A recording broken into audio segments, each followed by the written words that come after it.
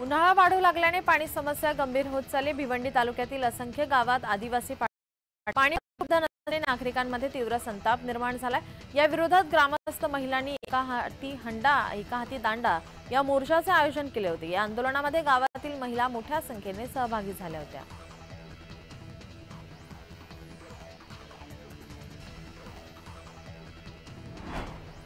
करमाळा तालुक्यातील राहणाऱ्या शिवानी दैनी हिच्या वडिलांचे 8 वर्षांपूर्वी निधन झाले होते।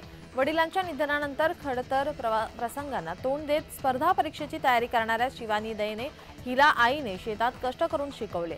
शिवानी दैने ही स्पर्धा परीक्षेचा अभ्यास करून आईच्या कष्टाचे चीज करत स्पर्धा परीक्षेत यश संपादन केले।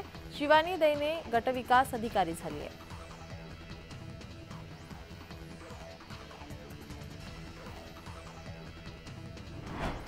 2 दिवसांपूर्वी पुण्यातील ससून रुग्णालयात एक अपघात झालेल्या तरुणाचा उपचारादरम्यान मृत्यू झाला।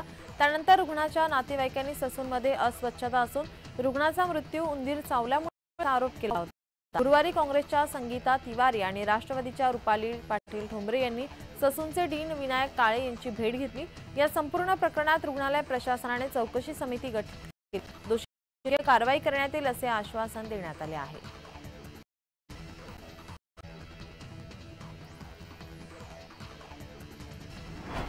नाशिकच्या मालेगाव तालुक्यात दुष्काळी परिस्थितीमुळे आणि उन्हाच्या तडाख्यामुळे वनक्षेत्रातील बहुतांश जलसाठे संपुष्टात आले। त्याची झळ वन्य प्राण्यांना बसू नये यासाठी वन विभागाने वनक्षेत्रामध्ये 14 ठिकाणी कृत्रिम पाणी अर्थात वॉटर हॉल तयार केले असून त्यात रोज 5000 लिटर पाणी विकत घेऊन पाण्यावठ्यामध्ये आता टाकले जात आहे। त्यामुळे आता जंगलातील विविध प्रजातींच्या वन्य प्राण्यांची मोठी सोय झाली आहे।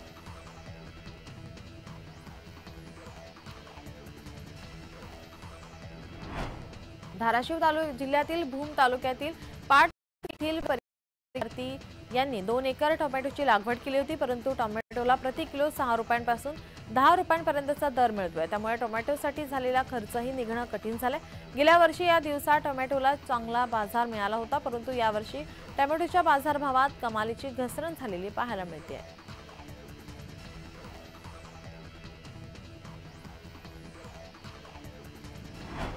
उन्हाचा पारा वाढल्याने दूध उत्पादक शेतकरी जनावरांसाठी पाण्याच्या फवारणीचा उपयोग करत आहेत।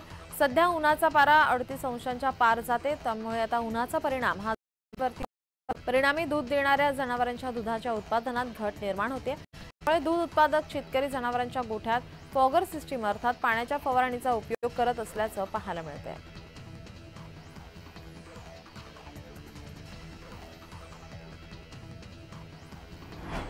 नाशिकमध्ये मुसलमान समाज आक्रमक झाला होता। मुसलमान धर्मगुरू यांच्याबद्दल आक्षेपार्ह पोस्ट व्हायरल झाल्याने तणाव निर्माण झाला होता। रात्री काही ठिकाणी गाड्यांची तोडफोड करण्यात आली। रात्री उशिरापर्यंत नाशिक शहराच्या उपनगर, द्वारका, जुने नाशिक आदी परिसरामध्ये मुसलमान समाज रस्त्यावर उतरला होता।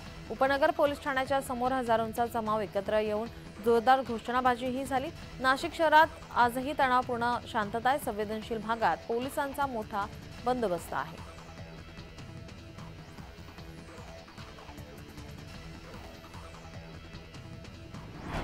श्रीवर्धन तालुक्यातील दिवे आगार समुद्री किनारी कासव महोत्सव साजरा करण्यात आला। या ठिकाणी कासव संवर्धन मोहिमेअंतर्गत कासवांची 400 पिल्ले समुद्रात सोडण्यात आली। यावेळी सरपंच सिद्धेश कोसबे, उदय बापट यांच्यासह वन विभागाचे कर्मचारी, नागरिक, पर्यटक उपस्थित होते।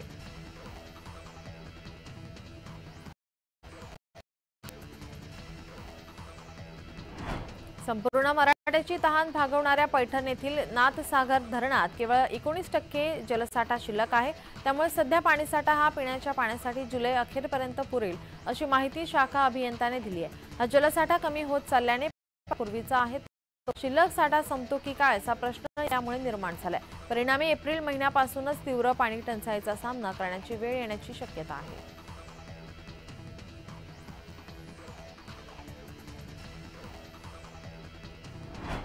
पुणे शहरातील सेवा वाहिन्यांच्या कामांसाठी रस्त्यांवरचे खोदकाम सुरू असल्यास 30 एप्रिलपर्यंत पूर्ण करावेत।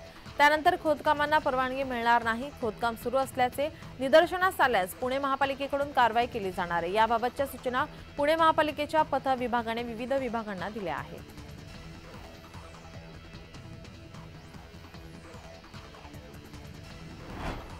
कराडच्या आदमापूर येथील संत श्री बाळूमामा उत्सवाचे औचित्य साधत बाळूमामा यांचे भंडारा उधळून सुंदर चित्र तयार केले आहे। पाटण तालुक्यातील डाकेवाडी येथील शेतीमित्र डॉक्टर संदीप डाकवे यांनी चॉकलेटी रंगाच्या कागदावर डिंकाच्या सहकार्याने सुरुवातीला बाळूमामांच्या चित्राची आउटलाईन काढल्यावर त्यावर भंडारा उधळत कल्पकतेने हे चित्र साकारले आहे।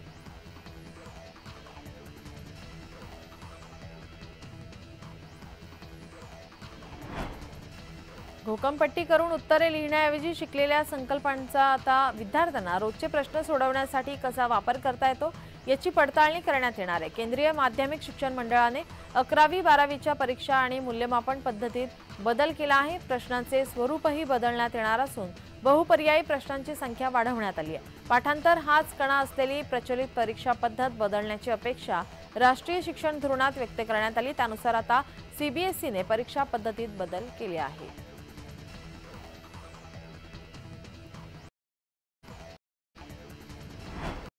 निवासीबाईच्या मूर्तीची गळ्याखालच्या भागाची झीज झाली असून ती झीज 2015 साली झालेल्या रासायनिक संवर्धनातील वापरलेल्या साहित्याला तडे गेले आहेत। देवीचे नाक, ओठ, हनुवटी या सगळ्यावरती हे तडे गेले आहेत। चेहरा आणि किरीट या भागाचे तातडीने संवर्धन करणे गरजेचे असल्याचा अहवाल येथील दिवाणी न्यायालयात सादर करण्यात आल्याची माहिती मिळते आहे।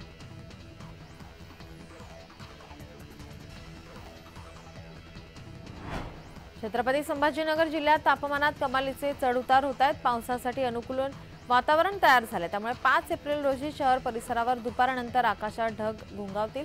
तसेच 6 एप्रिल पासून मेघगर्जनेसह हलका आणि अवकाळी पाऊस पडण्याची शक्यता भारतीय हवामान विभागाने वर्तवली आहे। हवामानात वेगाने आणि अनपेक्षितपणे होणाऱ्या बदलांचा हा परिणाम आहे। प्रादेशिक हवामान केंद्र मुंबई येथून प्राप्त झालेल्या अंदाजानुसार 5 एप्रिल रोजी छत्रपती संभाजीनगरवर दुपारनंतर ढगाचे आच्छादन राहील। 6 एप्रिलला छत्रपती संभाजीनगरात हलका आणि लातूर आणि धाराशिव जिल्ह्यात तुरळक ठिकाणी अवकाळी पाऊस पडेल। 7 एप्रिल रोजी संभाजीनगर, नांदेड, लातूर, बीड आणि धाराशिव जिल्ह्यात, 8 एप्रिलला जालना, बीड, नांदेड, लातूर, धाराशिव, परभणी जिल्ह्यात तुरळक ठिकाणी पावसाचा अंदाज वर्तवण्यात आला आहे।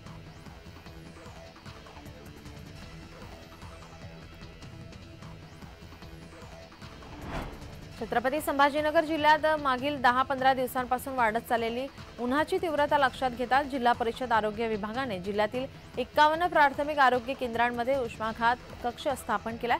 सर्व सोयींनी सुसज्ज असलेल्या या कक्षामध्ये दाखल होणाऱ्या रुग्णांवर तत्काळ उपचार अशी माहिती अधिकारी डॉक्टर यांनी दिली आहे।